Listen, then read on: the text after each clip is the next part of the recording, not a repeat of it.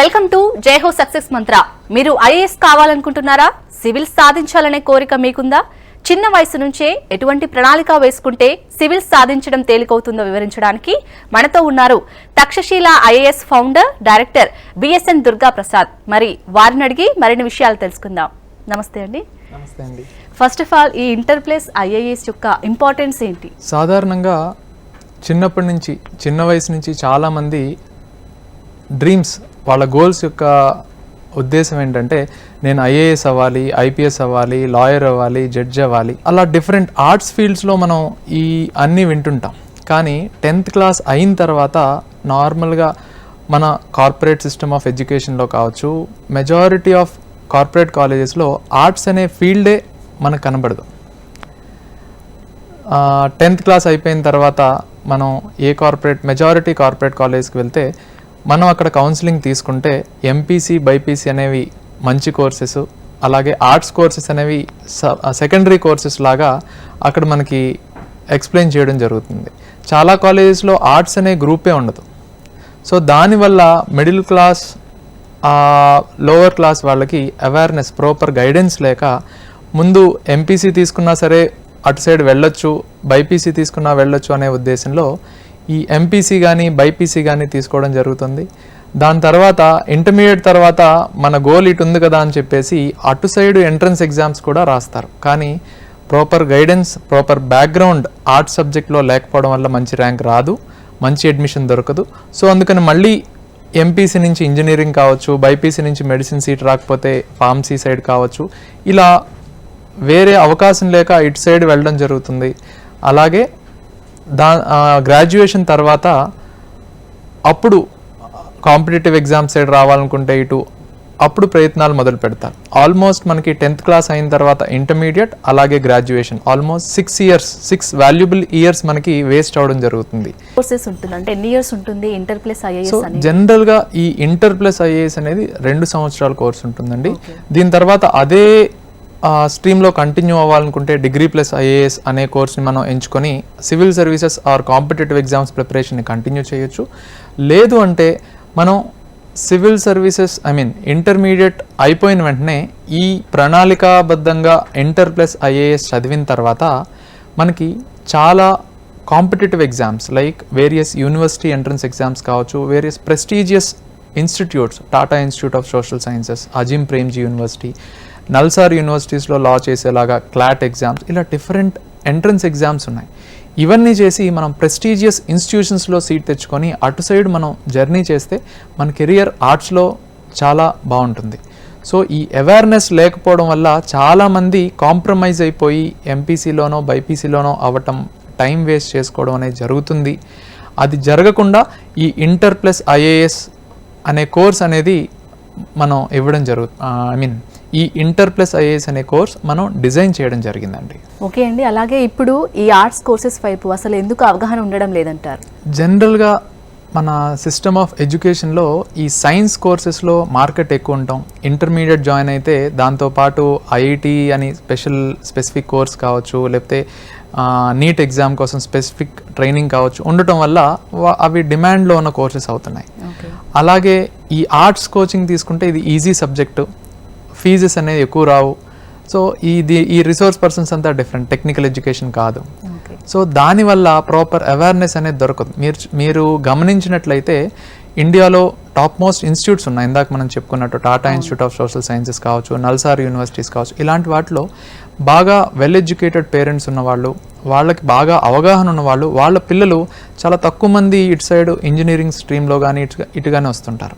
వాళ్ళ పిల్లలకి proper guidance దొరకడం వల్ల వాళ్ళు మంచి యూనివర్సిటీస్లోనూ, ఈవెన్ ఆర్ట్స్లో అయితే ఆర్ట్స్, సైన్స్లో అయితే సైన్స్, అటు సైడ్ జర్నీ చేస్తుంటారు.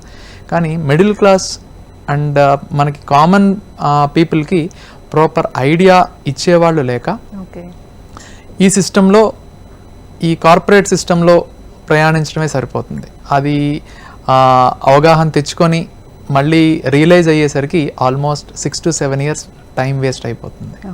ఈ ఇంటర్ ప్లస్ ఐఏఎస్ కరిక్యులం అసలు ఎలా ఉంటుంది? ఇంటర్ ప్లస్ ఐఏఎస్ కోర్స్ అనేది సాధారణంగా ఈ పేరు ఎందుకు పెట్టామంటే ఇంటర్తో పాటు సివిల్ సర్వీసెస్ ప్రిపేర్ అయిన అభ్యర్థి ఎటువంటి కాంపిటేటివ్ ఎగ్జామ్ అయినా ఇంటర్ తర్వాత ఆర్ట్స్లో మంచి సక్సెస్ రేట్తో బయటకు వస్తారు. ఎందుకంటే ఇది హైయెస్ట్ స్టాండర్డ్ ప్రిపరేషన్ కాబట్టి ఐఏఎస్ అనేది. సో ఈ ఇంటర్ ప్లస్ ఐఏఎస్ అనే పర్టికులర్ కోర్స్ అనేది ఎలా డిజైన్ చేయబడిందంటే సబ్జెక్ట్ నాలెడ్జ్ అలాగే కాంపిటేటివ్ ఎగ్జామ్స్ కావాల్సిన కాంపిటెన్సీ తీర్చిదిద్దేలాగా different type of skill set అలాగే వాళ్ళ పర్సనాలిటీ డెవలప్మెంట్ ఈ కాంపిటేటివ్ ఎగ్జామ్స్ని ఎలా క్రాక్ చేయాలి అనే ఆబ్జెక్టివ్తో ఈ కోర్స్ అనేది డిజైన్ చేయబడిందండి.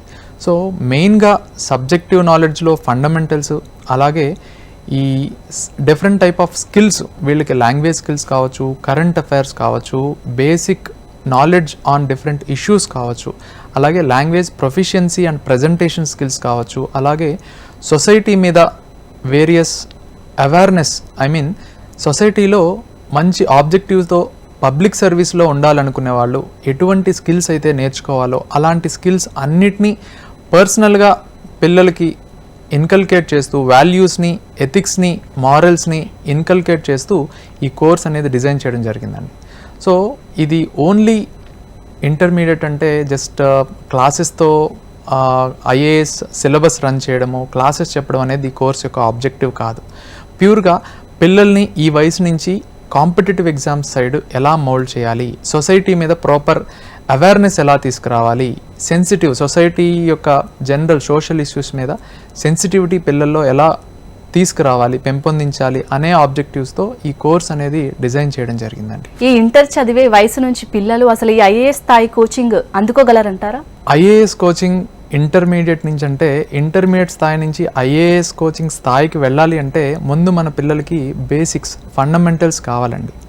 స్కూల్ లెవెల్ నుంచి 6th క్లాస్ నుంచి 10th క్లాస్ వరకు కావాల్సిన మెయిన్ ఆబ్జెక్టివ్ స్కిల్స్ ఏవైతే గవర్నమెంట్ యొక్క మెయిన్ ఆబ్జెక్టివ్ ఉంటుందో ఇవి నేర్పించాలి. సోషల్ స్టడీస్లో ఇవి నేర్పించాలి, సైన్సెస్లో ఈ బేసిక్స్ ఉండాలి, మ్యాథమెటిక్స్లో ఈ బేసిక్స్ ఉండాలి. అవన్నీ కనుక కరెక్ట్గా పిల్లల్లో స్కూల్ లెవెల్ నుంచి ఇన్కల్కేట్ చేయబడితే వాళ్ళకి ఆ నాలెడ్జ్ ఉంటే ఇంటర్మీడియట్ నుంచి ఆర్ట్స్లో ఉత్తీర్ణత మంచి సక్సెస్ సాధించడం పెద్ద కష్టం అసలే కాదు. అందులోనూ మన సౌత్ ఇండియా నుంచి పిల్లలు ఈవెన్ ఆల్ ఇండియా లెవెల్లో సైన్సెస్లోనే టాప్ ర్యాంక్ సాధిస్తూ ఉంటారు.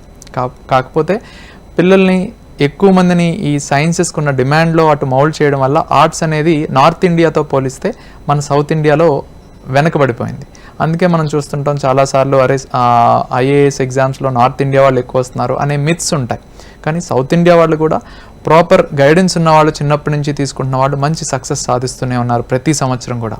బట్ అది మనం ప్రాపర్గా అబ్జర్వ్ చేస్తే చిన్నప్పటి నుంచి వాళ్ళకి ఇంట్రెస్ట్ ఎప్పుడైతే ఉందో దాన్ని ప్రాపర్గా మనం నర్చర్ చేసి ముందుకు తీసుకెళ్తూ ఉంటే డెఫినెట్గా ఈ ఆర్ట్స్లో ఐఏఎస్ అనేది ఒకవేళ సక్సెసా ఫెయిల్యూర్ అనేది పక్కకు పెడితే ఈ competitive exams side IAS allied other career ఆప్షన్స్లో మంచి కెరియర్లో పిల్లలు సెటిల్ అవుతారు. సో ఆ అవేర్నెస్ అనేది పేరెంట్స్కి అలాగే సొసైటీలో చాలామందికి లేకపోవడం వల్ల ఎందుకు రిస్క్ తీసుకోవడం అనే ఉద్దేశంతో వాళ్ళకి అవేర్నెస్ లేక సైన్సెస్ సైడు కాంప్రమైజ్ అయిపోతూ ఉంటారు. సో ఆ కౌన్సిలింగ్ ప్రాపర్ కౌన్సిలింగ్ అనేది పిల్లలకి అలాగే పేరెంట్స్కి ఈ ఆర్ట్స్ గురించి ఉంటే కనుక డెఫినెట్గా ఇదే చాలామంది చూస్ చేసుకుంటారు. ఇప్పుడిప్పుడే ఈ కోర్స్ని చాలా ఇన్స్టిట్యూట్స్ కొత్తగా మొదలు పెడుతున్నాయి. అసలు దీన్ని మనం ఏ విధంగా చూడాలంటారు? మంచిదే కదండి. మార్కెట్లో ఈ కోర్స్ ఇదివరకు చాలా తక్కువ ఇన్స్టిట్యూట్స్లో ఉండేది. 2015లో తక్షశిల ఐఏఎస్ అకాడమీ బైఫర్గేట్ అయిన ఆంధ్రప్రదేశ్లో ఫస్ట్ టైం ఈ కోర్స్ స్టార్ట్ చేయడం జరిగింది. సో ఇండియాలో ఫస్ట్ టైం ఈ కోర్స్కి ఒక ప్రాపర్ రీసెర్చ్ అండ్ డెవలప్మెంట్ చేసుకొని ఒక కరికులం అనేది డిజైన్ చేసి ప్రాపర్ మెటీరియల్ అనేది తీసుకురావడం జరిగింది. సో ఈ కోర్స్ డిఫరెంట్ ఇన్స్టిట్యూట్ స్టార్ట్ చేయడం వల్ల ఎక్కువ మందికి రీచ్ అవుతుంది. ఒక పాజిటివ్ యాటిట్యూడ్తో మనం దృక్పథంతో చూస్తే అవేర్నెస్ తీసుకురావచ్చు సొసైటీలో మెయిన్గా.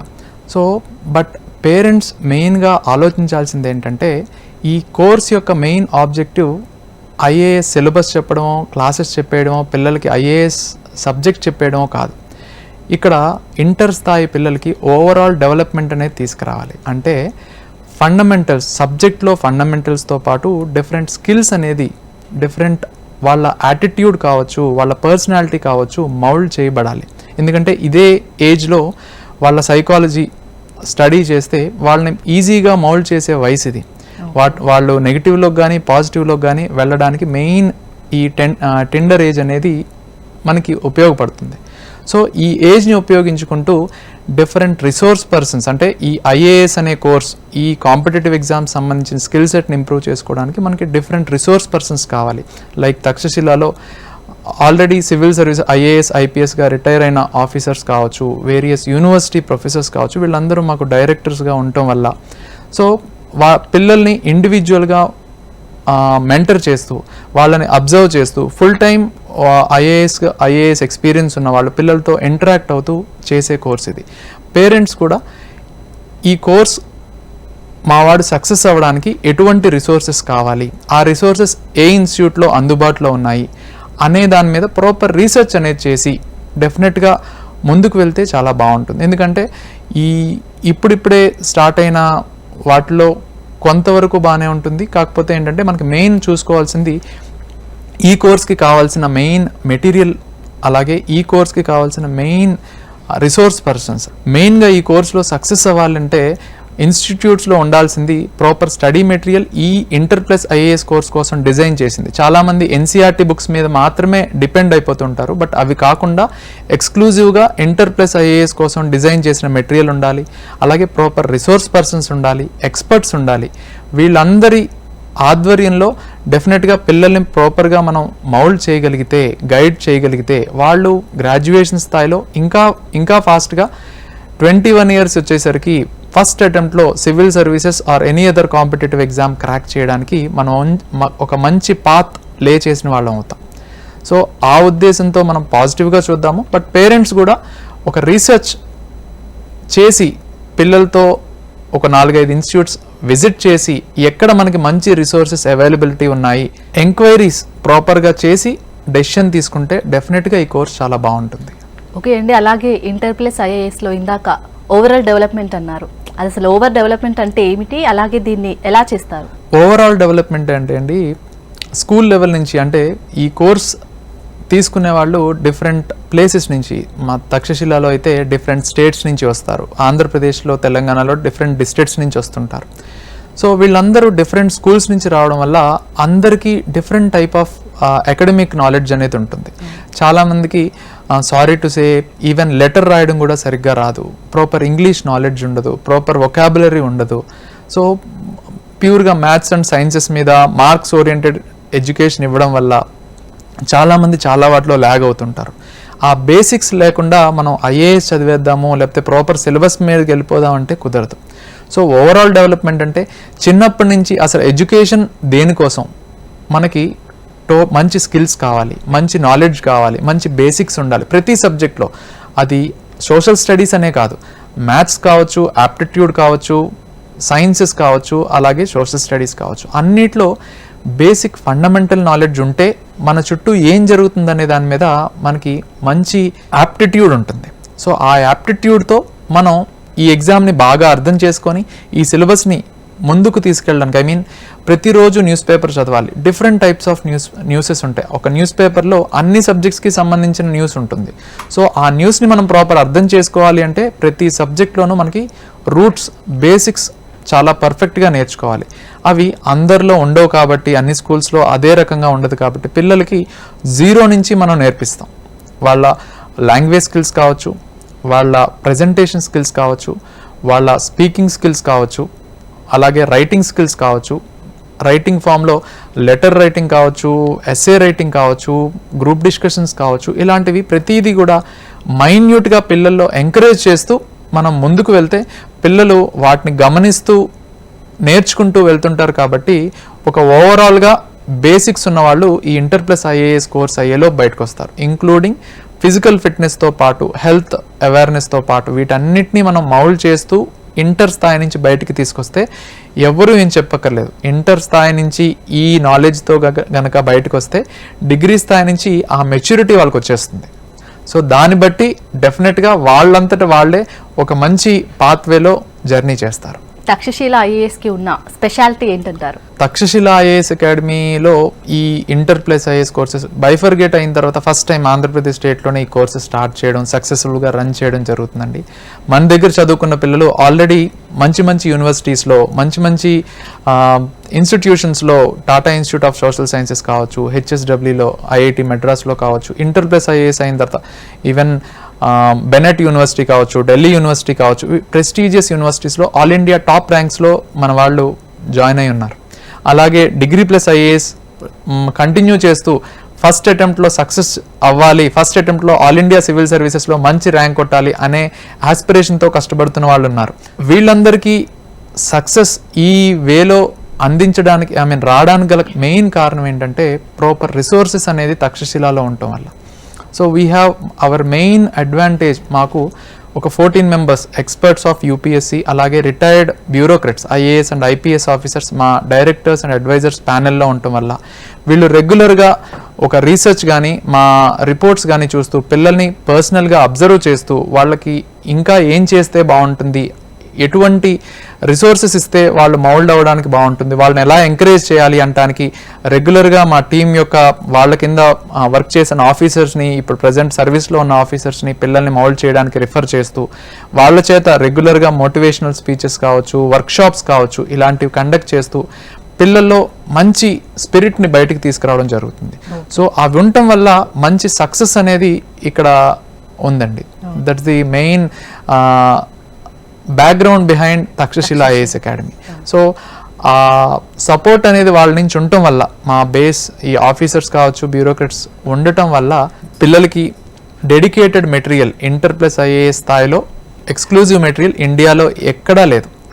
We have design the material. అలాగే ఈ ఇంటర్ ప్లస్ ఐఏఎస్ 5 ఏళ్ల కోర్స్ కదండి, ఈ 5 ఏళ్ల కోర్సులో అసలు విద్యార్థులు దానిపై సబ్జెక్ట్స్ పై ఎలా పట్టు సాధిస్తారంటారు? ఈ inter plus IAS plus degree plus IAS course అనేది 5 years ఉంటుందండి. సో అందులో మనం ప్రతిదీ 0 నుంచి స్టార్ట్ చేసుకుంటూ వస్తాం. పిల్లల్లో ఒక యావరేజ్ స్టూడెంట్ కూడా బేసిక్స్, అంటే యావరేజ్ స్టూడెంట్ అని మెరిట్ స్టూడెంట్ అనే కాదండి, ఇంట్రెస్ట్ ఉన్న స్టూడెంట్స్, ఈ ఆర్ట్స్లో ఇంట్రెస్ట్ ఉన్న స్టూడెంట్స్ని కనుక మనం ఫిల్టర్ చేసి తీసుకొని వాళ్ళకి బేసిక్స్ నుంచి మనం మంచి గైడెన్స్ ఇస్తూ వెళ్తే డెఫినెట్గా ఫస్ట్ 2 yearsలో బేసిక్స్ ఎన్సీఆర్టీస్ కావచ్చు, ఇంటర్ ప్లస్ ఐఏఎస్ మెటీరియల్ కావచ్చు, basic skill set, listening skills కావచ్చు, స్పీకింగ్ స్కిల్స్ కావచ్చు, న్యూస్ పేపర్ ఎలా చదవాలి, ద హిందూ న్యూస్ పేపర్ ఎలా చదవాలి, ఆర్టికులేషన్స్ ఎలాగా, ఎస్సే రైటింగ్ ఎలాగా, బేసిక్ వొకాబులరీ ఎలా నేర్చుకోవాలి, కరెంట్ అఫైర్స్ ఎలా డికోడ్ చేయాలి, ఒక ఎడిటోరియల్ ఎలా చదవాలి, ఇలాంటివన్నీ కూడా బేసిక్స్గా పిల్లవాడు నేర్చుకుంటూ డిగ్రీ స్థాయి నుంచి కంప్లీట్గా ప్యూర్గా స్టాండర్డ్ బుక్స్,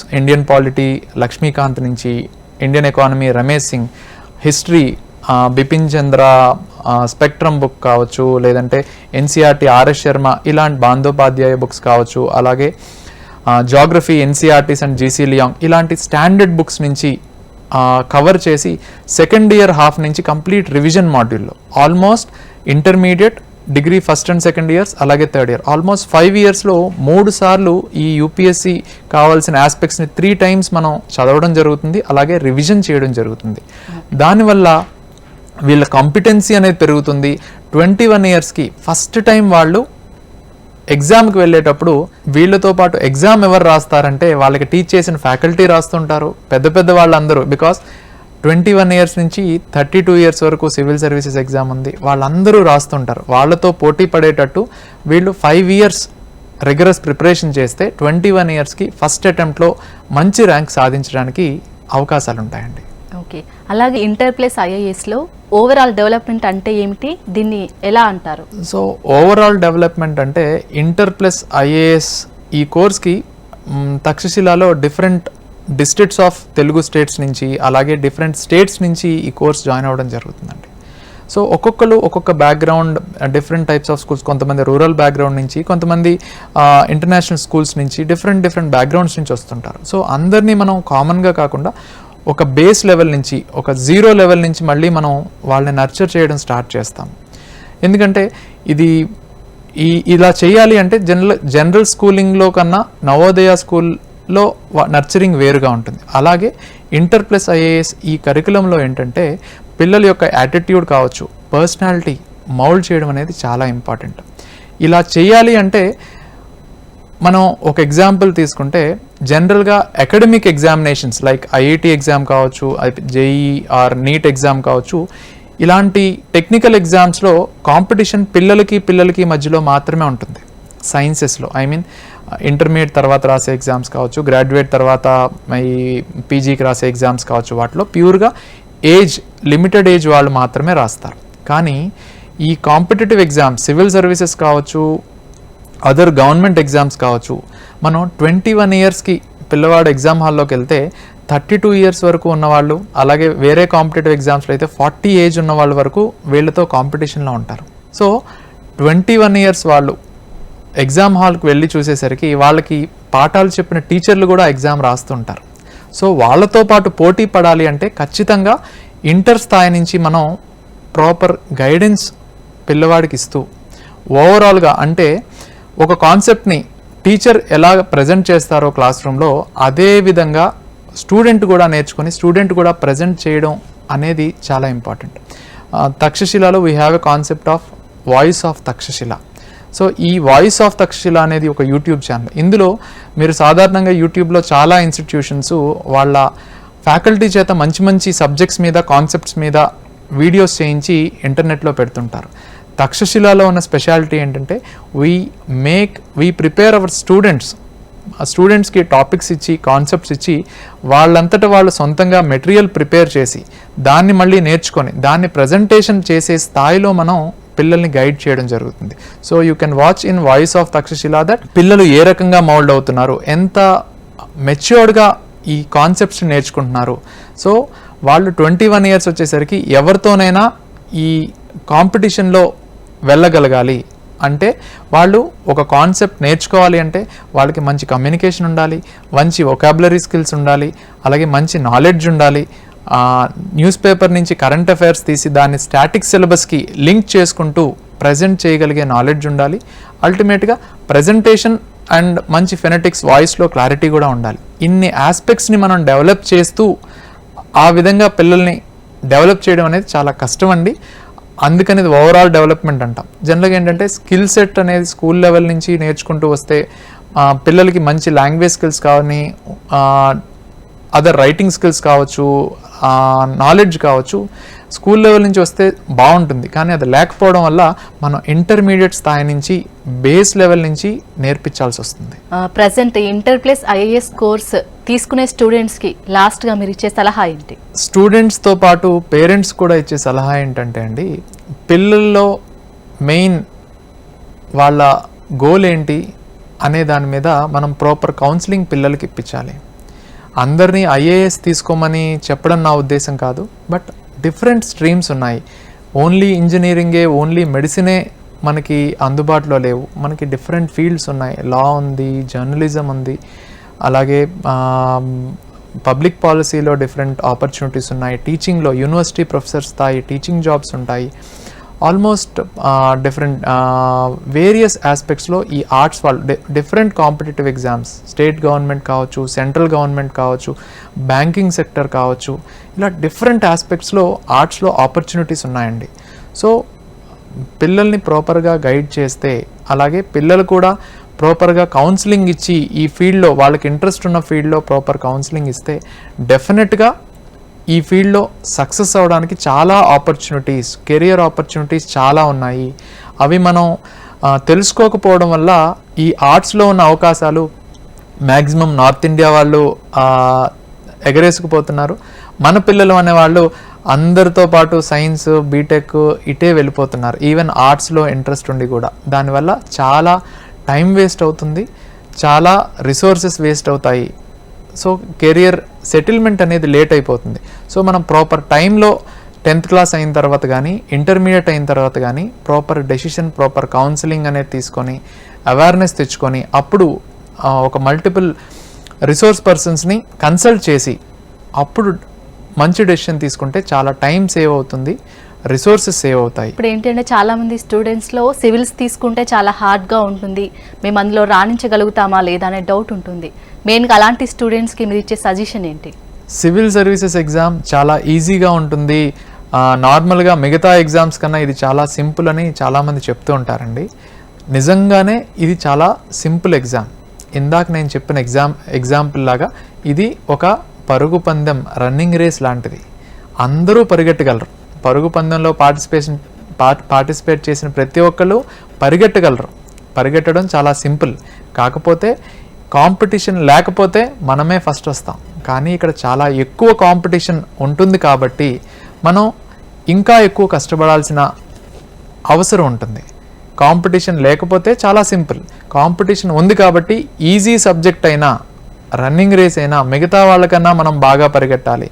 మిగతా వాళ్ళకన్నా మనం ఎక్కువ మంచి స్ట్రాటజీతో వెళ్ళాలి. మిగతా వాళ్ళకన్నా ఒక్క మార్క్ ఎక్కువ తెచ్చుకోగలగాలి. మిగతా వాళ్ళకన్నా ఒక్క అడుగు ముందుకు వేయగలగాలి. సో ఆ కాంపిటీషన్ ఉండటం వల్ల ఇది కొంచెం టఫ్ అనిపిస్తుంది. So proper resources, interest, dedication and sincerity ఉంటే పర్సివరెన్స్ కూడా కొంచెం డెవలప్ చేసుకొని ఈ ఎగ్జామ్లో ఈజీగా సక్సెస్ అవ్వచ్చు. ఓకే అండి, చాలా బాగా ఎక్స్ప్లెయిన్ చేశారు అసలు ఈ ఐఏఎస్, ఇంటర్ ప్లస్ ఐఏఎస్ గురించి మా వ్యూయర్స్కి. థ్యాంక్స్ అండి. Thank you madam. ఇది ఇవాల్టి జై హో సక్సెస్ మంత్ర కార్యక్రమం. మరొక కార్యక్రమంలో మళ్ళీ కలుద్దాం. చూస్తూనే ఉండండి HM TV.